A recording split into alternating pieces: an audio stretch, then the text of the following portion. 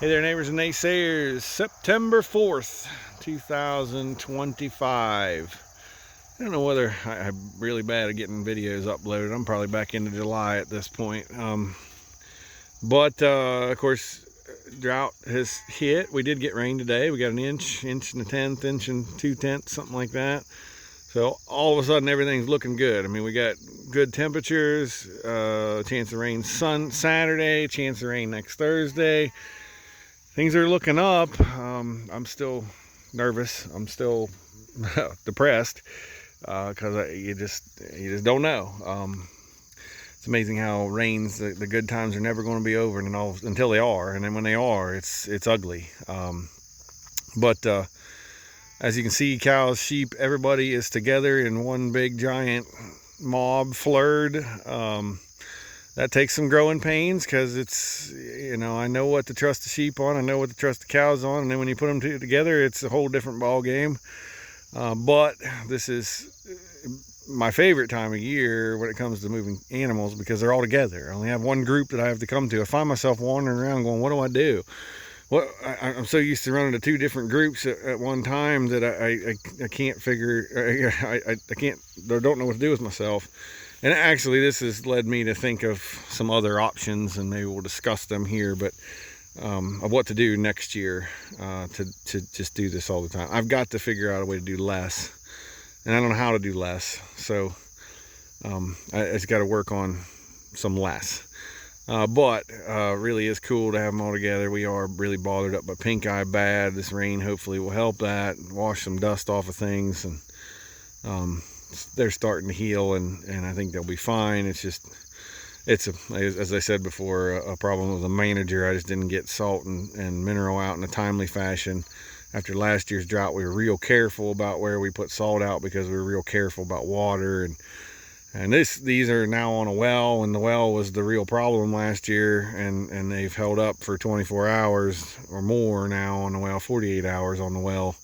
And been fine. So the well obviously is still producing enough to keep everything. But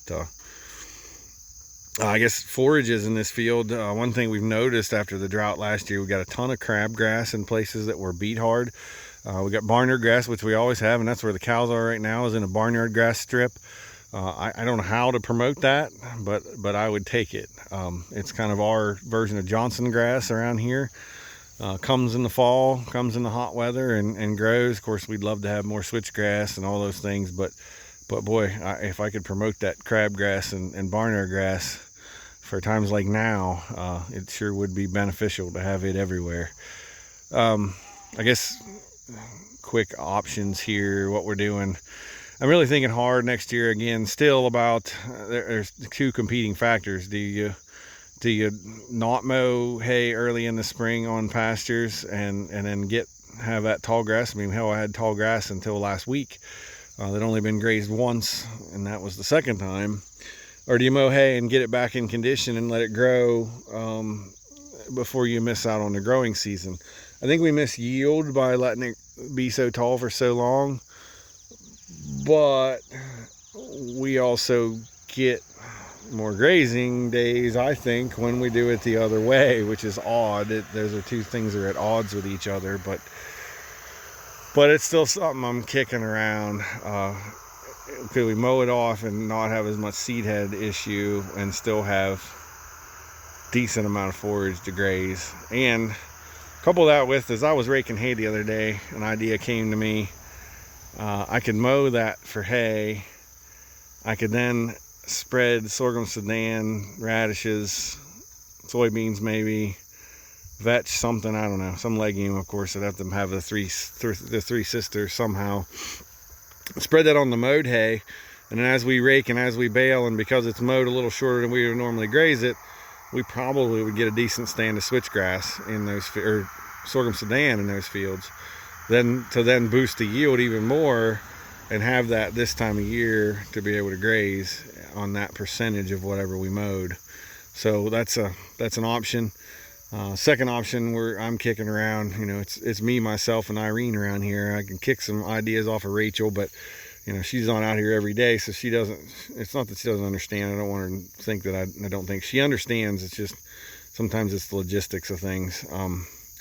as I think about this, you know, it took us almost 75 days to go over almost 75 acres with the cows. That means we're pushing an acre a day. And there are times in this time of year when I'm building an acre a day for the sheep alone.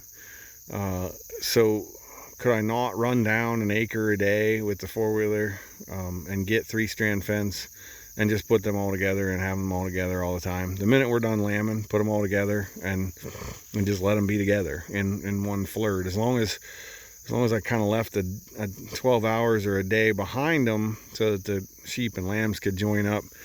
The wild card there is calving, but I don't know that that's an issue so much with the guard dogs as much as we make it out to be. Sometimes we put up barriers that don't need to be barriers.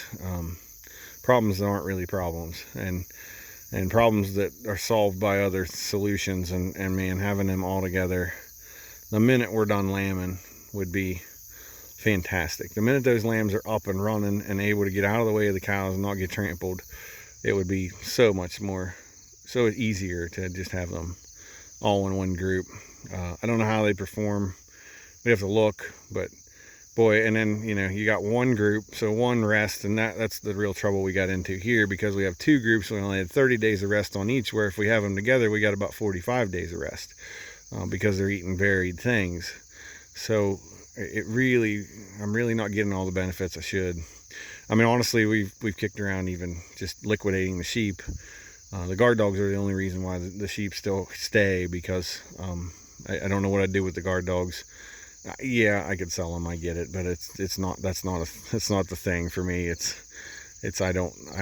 enjoy the sheep, and we love lamb. It's delicious, and we'd still keep some sheep. And so if we kept some sheep, then we still have the same problem. It takes the same amount of fence and the same amount of time to move 5 as it does 50. So not going to be probably not an option either. And I just like having the sheep in case someday we want to have a lot more sheep. So I have done a good job of building a pretty good flock here, and I don't want to mess that up. So always in search of how to do things easier, better, more equitable, and more efficiently, I guess, not equitable, efficiently, and save myself some time. So with that, I'll say, we'll see you next time.